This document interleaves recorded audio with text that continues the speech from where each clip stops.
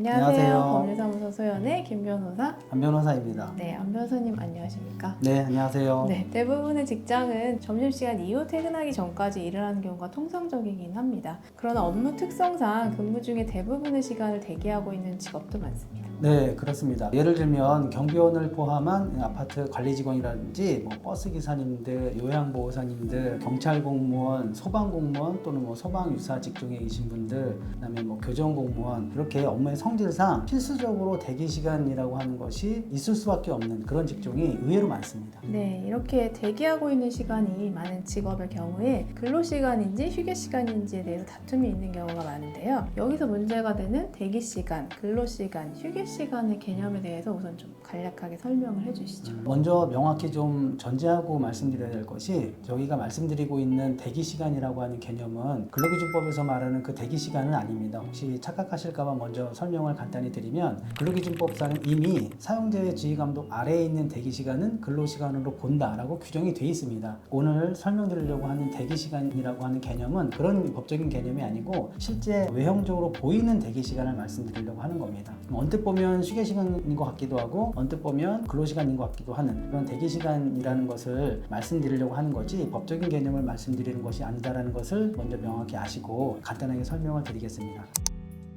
먼저 근로시간이라는 것은 여러분들 다 알고 계시겠지만, 근로자가 사업장에 가서 사업장 내에 존재하고 있는 것 자체가 근로시간이 아니고 근로계약에 따라서 실제 근로를 제공하고 있는 시간, 그것을 근로기준법에서는 근로시간이라고 보고 있습니다. 그 반면에 방금 말씀드린 법적인 개념이 아닌 그냥 형식적, 외형적으로 보이는 대기시간이라고 하는 것은 근로자가 작업시간 도중에 다음 작업을 위해서 잠시 또는 장기간 쉬는 시간과 유사한 시간들이 있습니다. 그것을 대기시간이라고 하고, 마지막으로 휴게시간이라고 하는 것은 근로시간 도중에 사용자의 지휘감독을 벗어나서 근로자가 아주 자유롭게 이용할 수 있는 시간, 그것을 휴게시간이라고 하고 있습니다. 근데 제가 세 가지 개념을 이렇게 나눠서 굳이 개념적으로는 설명을 드렸는데, 이게 모든 상황에서 세 가지 개념이 딱딱딱 구분되는 것은 아닙니다. 그래서인지 대기시간이나 사용자가 일방적으로 지정해 놓은 휴게시간이 근로시간인지 휴게시간인지에 대해서 다툼이 많고, 이에 대한 소송도 많이 진행되고 있습니다. 소송에 따른 결론은 상반되게 나오고 있는데요. 이번 시간에는 몇 가지 구체적인 사례를 한번 소개해 드리도록 하겠습니다. 우선 대기시간이 근로시간으로 인정된 사례 중에 교정 공무원들의 사례가 있습니다. 지난 5월에 서울행정법원에서 판결이 선고되었는데요. 소송을 제기한 교정 공무원들은 3부제 또는 4부제로 교대 근무를 하던 분들이었는데, 즉 다시 말하면 3일 주기로 야근, 비번, 일근을 반복한 사안이었는데요. 근로자들의 주장은 어떤 것이었나요? 교정직 공무원들이 국가를 상대로 낸 임금 청구 소송이었는데요. 이분들에게 주어졌던 취침 시간이나 식사 시간의 경우에도 사실상 휴게 시간이 아니고 근로 시간에 해당된다 라면서 임금을 청구한 사건인데, 그들의 주된 주장은 이런 것이었습니다. 상시 근무 체제를 운영해야 되는 교도소 같은 특수한 상황에서 잠시 주어지는 취침 시간이나 휴게 시간이라고 하더라도 당연히 외출은 제한되고 응급 상황이 발생됐을 경우에는 즉시 투입될 수 있는 그런 상황을 갖추어 놓고 있어야 하기 때문에 항시 사용자의 지휘 감독 하에서 근무를 했다, 이렇게 주장하면서 추가적인 임금을 청구했던 그런 사건이었습니다. 네, 법원 역시 교정 공무원들이 대기 시간에 교대로 취침실에서 수면이나 휴식을 취할 수 있고, 중대 사고가 발생할 가능성이 낮다고 하더라도 사고가 발생하면 업무에 투입될 가능성을 배제할 수 없다라고 판시하면서 식사 시간, 휴식 시간 역시 사용자의 업무 지휘 감독 아래에 있는 근로 시간이다, 이렇게 인정을 한 것인데요. 또 다른 사례로 아파트 경비원 사건이 있죠. 서울의 한 아파트에서 전직 경비원이었던 분들이 입주자 대표회의를 상대로 역시 추가 임금 청구를 제기했던 사건이었는데요. 사건의 내용은 그렇습니다. 이분들에게도 휴게 시간이라는 것은 주어졌는데, 휴게 시간조차도 그분들은 계속 일을 했고, 그리고 제대로 쉬지 못했고, 매달 2시간 정도씩 산업안전보건법에 따른 교육을 받았다. 그렇기 때문에 휴게 시간으로 지정되었던 휴게 시간도 근로시간이었고, 매달 교육을 받았던 2시간의 산업안전보건 교육도 근로시간으로 봐야 한다 라면서 추가 임금 청구 소송을 제기한 것입니다. 네, 이 사건에서도 법원은 근로자들의 손을 들어주었는데요. 판례가 제시한 이유는 무엇인가요?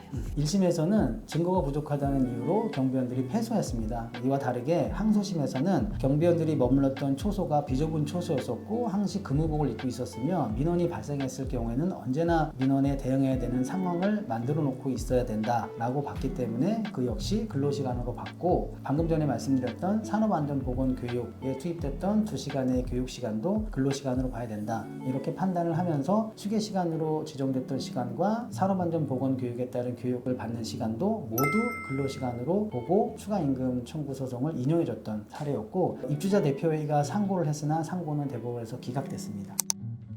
지금까지는 대기 시간이나 휴게 시간이 근로 시간으로 인정된 사례를 한번 살펴보았었는데요. 이번에는 근로 시간으로 인정되지 않은 사례를 한번 살펴보겠습니다. 네, 앞서 말씀드린 그 아파트 경비원 사례와 유사하긴 하나 직무의 특성 때문에 인정되지 않은 사례가 있었는데요. 대구의 한 아파트에서 전기 설비를 담당했던 직원들이 자신들에게는 주간에는 4시간, 야간에는 2시간에서 3시간 정도씩 휴게 시간이 주어지긴 했으나 실제 자신들은 작업실에서 계속 대기를 했고 민원이 발생하는 경우에도 항상 거기에 응대를 했기 때문에 역시 자신들에게 주어졌던 휴게 시간은 휴게 시간이 아니고 근로 시간으로 봐야 한다라면서 추가로 임금을 청구한 것입니다. 법원은 1, 2심 모두 관리 직원의 휴게 시간은 식사 시간이나 입주민의 민원이 드문 새벽 시간에 맞춰져 있고, 관리 직원이 휴게 시간에 받은 민원은 한 달에 2-3건에 불과했으며, 또한 불가피하게 휴게 시간에 근무했다고 하더라도 관리 직원은 자율적으로 휴게 시간을 조정해서 일을 확보할 수 있었다고 봐서 근로자들의 청구를 기각한 사안이었습니다.